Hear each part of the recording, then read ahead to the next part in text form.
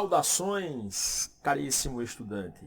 É muito bom ter você por aqui em nosso canal. Seja bem-vindo a mais um vídeo em que nós vamos explorar de fato a língua portuguesa e a literatura brasileira, falando desta vez sobre os gêneros literários. Você já ouviu falar dos gêneros literários?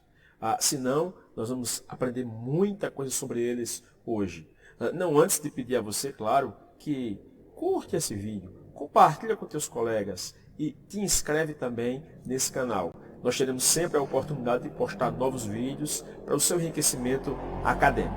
Muito bem, vamos começar então relembrando um conceito muito conhecido de vocês, que é o dos gêneros textuais. Eu tenho certeza que vocês já ouviram falar sobre eles nas aulas de língua portuguesa, inclusive lá do ensino fundamental. Os gêneros textuais são aquelas produções textuais relativamente estáveis, que se submetem a uma estrutura e a uma forma um tanto quanto padronizada e que tem sempre uma função social no mundo. Esses gêneros estão sempre submetidos a tipos textuais específicos. Eles podem ter a predominância do tipo narrativo, do tipo dissertativo, descritivo, expositivo. Vocês já estudaram sobre isso lá atrás, claro que de maneira simplória. Nós vamos falar dessa vez sobre os gêneros literários. E é claro, como vocês verão, eles estão ligados aos gêneros textuais. São textos também que têm formas relativamente estáveis, sendo que esses gêneros estão ligados à literatura, isto é, à arte da palavra. O que são então os gêneros literários? Bom, primeiramente, deixe-me lhes dizer que nós estamos falando da maneira pela qual os conteúdos literários são organizados, de acordo com as suas características estruturais, de acordo com as suas semelhanças, e, portanto, nós estamos pensando como que se veicula a mensagem literária. O termo gênero é usado para se referir a esses padrões de composição artística que são relativamente estáveis e que estão, então, relacionados à arte da palavra, à literatura. Na Antiguidade Clássica, Aristóteles, filósofo grego, foi o primeiro a organizar as produções literárias a partir de categorias. Na verdade, ele organizou essas formas artísticas da palavra em dois critérios fundamentais: a forma e o conteúdo. Quanto ao conteúdo, Aristóteles tratava da narração como sendo aquela produção que destaca três focos: as paixões, as ações e os comportamentos humanos. Quanto à forma, ele considerava dramático o texto em que havia a atuação de personagens sem a presença de um narrador que conta a história. Então o texto era encenado no palco. Aristóteles também falava do texto épico, aquele em que há a presença de um poeta narrador que fala por meio de um personagem, com a presença de um herói que representa então a força do povo, da nação, a exemplo da Odisseia de Homero, cujo protagonista é Odisseu, ou na versão latina, Ulisses, que representa então a força do seu povo. Aristóteles não falava especificamente da produção lírica. Esta, por sua vez, só passa a ser considerada quando no Renascimento, a partir da produção de um poeta renascentista chamado Petrarca, que então permitiu a consolidação dos três gêneros básicos da literatura, a saber, o gênero épico, o gênero lírico e o gênero dramático. Nesta aula de hoje, nós vamos então focar apenas no gênero épico. Vem comigo! Bom, o gênero épico é também chamado gênero narrativo. Isto porque este é o gênero literário cuja função é a de contar uma história, é de apresentar uma narrativa. Contar histórias, de fato, é uma atividade própria da natureza humana. Nós nos encontramos para contar fatos que envolveram nossa experiência e, ao mesmo tempo, fatos que nós imaginamos como se fossem, então, reais.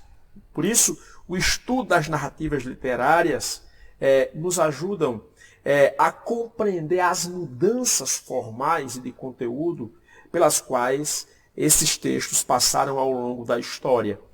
Esse gênero é chamado de gênero épico porque, primeiro, ele foi produzido a partir daquilo que nós conhecemos como as epopeias ou os textos épicos antigos. Isto é, longos poemas narrativos que contavam, então, em estilo solene, acontecimentos que eram protagonizados por um herói.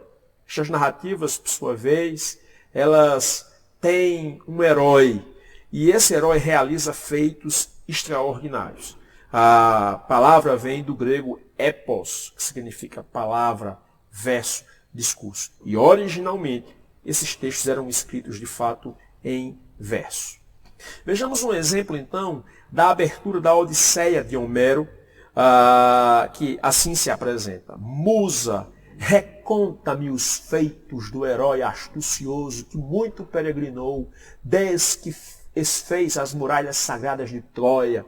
Muitas cidades dos homens viajou, conheceu seus costumes, como no mar padeceu, sofrimentos inúmeros na alma, para que a vida salvasse e de seus companheiros a volta. Então veja que o poeta solicita inspiração às musas para que então possa contar a história de um herói. Tal voz narrativa já apresenta então a superioridade do herói diante de outros homens. O herói, portanto, ele representa o seu próprio povo. O herói, portanto, está predestinado a cumprir uma missão que envolve, evidentemente, fatos extraordinários em torno de si. Quando tratamos das epopeias, precisamos perceber que é possível estabelecer 3 tipos de produções que ocorrem com esses traços. Aquilo que nós chamamos, em primeiro lugar, de epopeia clássica, ou também chamada epopeia primária, tem a ver com as primeiras narrativas que criam, se tornam, então, um tipo de modelo para as narrativas que surgem a posteriori, que surgem posteriormente.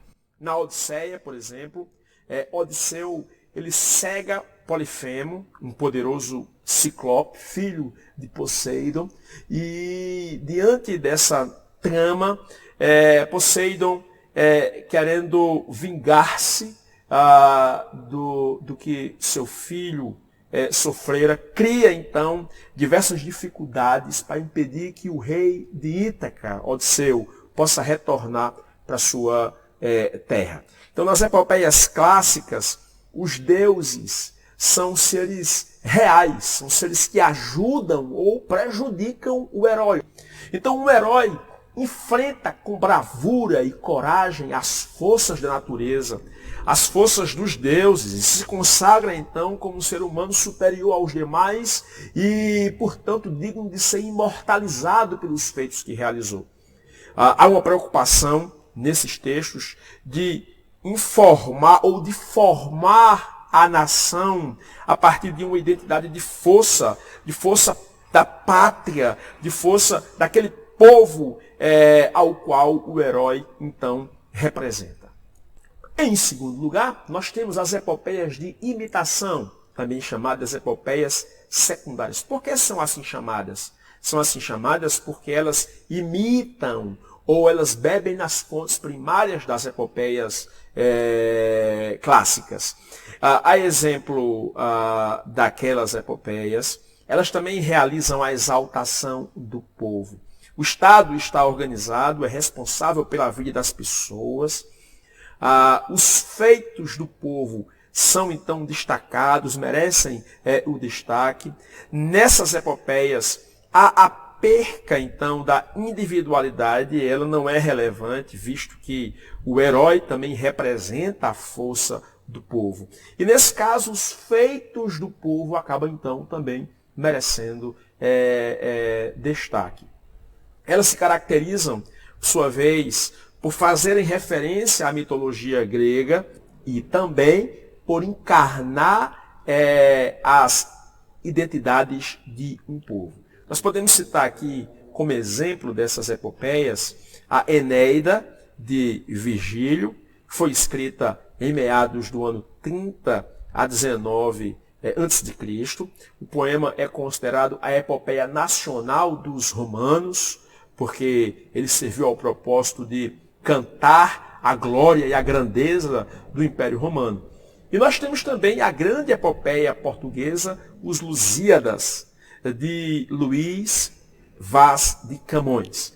Essa epopeia, por sua vez, foi escrita durante o Renascimento e serviu ao propósito de revelar a bravura do povo lusitano, do povo português, a partir do grande herói Vasco da Gama e suas empreitadas e suas vitórias, lutas, representando então a força do povo português e de suas conquistas.